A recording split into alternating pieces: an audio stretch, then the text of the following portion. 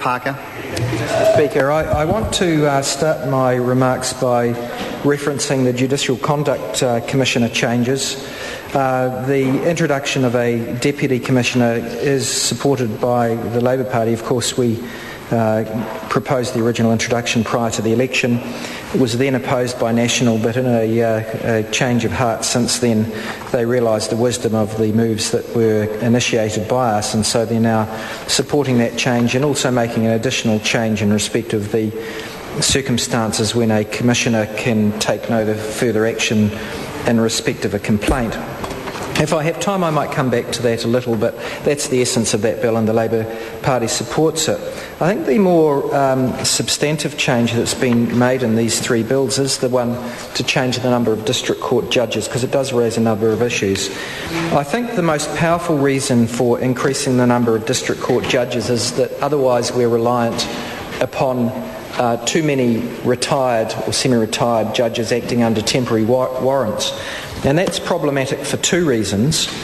The first is that I think there are many people in New Zealand who think that we don't really think it's a good practice to have some judges retired on superannuation, also collecting remuneration as current acting judges. It just doesn't seem right, given that judges are pretty well paid in the first place. And if that's too prevalent, then you could expect to see newspaper criticisms occurring from people of judicial officers, and that's something that we ought to try and protect the judicial system from through having enough judges so that we're not reliant on retired judges acting under temporary warrants. The other constitutional principle that lies under the objection to having too many acting judges who are retired judges is the separation of powers, because retired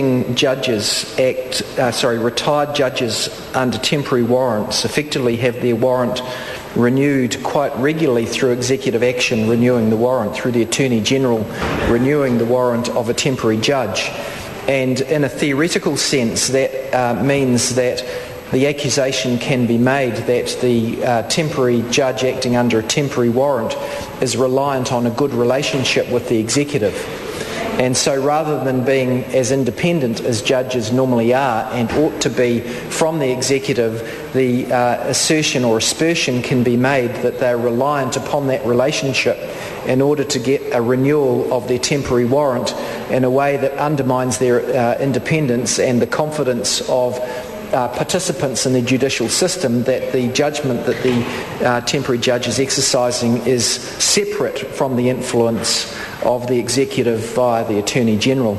So that's the principle that lies under not having too much of a reliance on temporary district court judges or judges acting under temporary warrants following their retirement. The other issue that is raised every time you're looking at increases in judge numbers, and here we have an increase not just in district court judge numbers but in related legislation or companion legislation, we've got an increase in the number of associate judges as well. The other thing that we have to reflect on in this House is whether this is brought about by inefficiencies in the judicial system, because of course judicial processes are expensive both to the litigant and to the Crown, and through the Crown to taxpayers who pay the cost of the judges' salaries and their support staff, the maintenance of offices, security arrangements, etc. And I think some good points were made in the original reading of one of these pieces of legislation by Dr. Richard Worth, who was then in the House, noting that over the years the number of cases that High Court judges deal with has decreased very dramatically. And I know that in my own, the period when I was practising law, and indeed since I've been practising regularly, the length of judgments has become, I think, wrong. They're just so long and inordinately complex that we are letting the pursuit of perfection get in the way of the sensible. And this is true most in the High Courts, in the High Court and in the Court of Appeal and in the Supreme Court. But it's also, I think, something that we need to keep an eye on in the District Court, where civil processes in the last 20 years, especially civil process, but also criminal processes, have become more complex. Now, life has become more complex, it's true, and expectations as to the quality of decisions have probably increased, and some of those changed expectations were probably good. But I do question whether we've gone a bit far now in New Zealand and whether we've got the balance between perfection and practicality right. Because the danger is if you move too far towards perfection, you have a system that is perfect for those who access it, but it's inaccessible to most people because they can't afford to access it. And I think the reality is now that most people cannot afford to go to court to have their disputes resolved. And that is the underlying purpose of courts, is to resolve disputes in a civil manner so that we actually don't resolve them through recourse to fisticuffs or the mongrel mob or whatever our other method of settlement of disputes might be. So I thought Richard Worth made a good point that there needs to be a focus on judicial productivity on the rules. Now, there are some good changes being made. I know for the short period that I was Attorney General, I was quite supportive of changes that were being made to the District Court rules, particularly around civil processes. And these things take a long time, it seems, to come through the system, but those changes have recently been promulgated, and I congratulate those leading the charge on that, including Judge Colin Doherty from Christchurch, who was instrumental in those changes. I think we need to make sure, and I encourage the attorney to follow his instincts here, because I think the attorney, Chris Finlayson, is similarly concerned about the decrease in the number of cases that are heard by a judge every year, the increasing complexity of those cases, both for the judicial officers presiding, but also for people who are bringing their disputes to the courts for resolution. And I, for one, think most people would be happy to sacrifice a little bit of the perfection in order to have a process that was still fair, but became more accessible to them because they could afford to go there. So I think that's probably the main point I would make in respect of the increase to judicial numbers.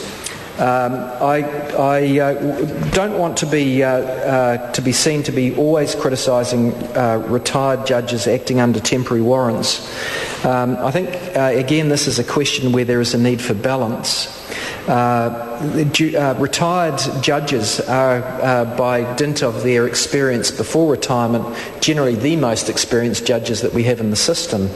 And I think it's good that we have a system in New Zealand that allows that experience to be brought to bear, because that can be passed on to new judges, and also when we have a bolus of work, or where we have a bit more work than on a temporary basis in a particular region, then that can be dealt with efficiently without the need to take on a permanent judge, because we can take on a temporary judge who is a retired judge, and that's a good thing, particularly in a country of low population densities like ours, where a relatively small change in workloads in a lowly populated area can change the workload of a court unexpectedly, albeit temporarily. So temporary judges have their place, but we ought not to become too reliant upon them for the two main reasons. One, some people see it as a bit of double dipping, retirement income plus or superannuation income plus being paid as a judge, and secondly, this accountability argument that or that the judge seeking the temporary warrant might become dependent and therefore influenced by the executive or the member of the executive, in this case the Attorney General, that appoints him or her, and therefore undermine their independence. The Labour Party is supporting these bills. Thank you. I call Amy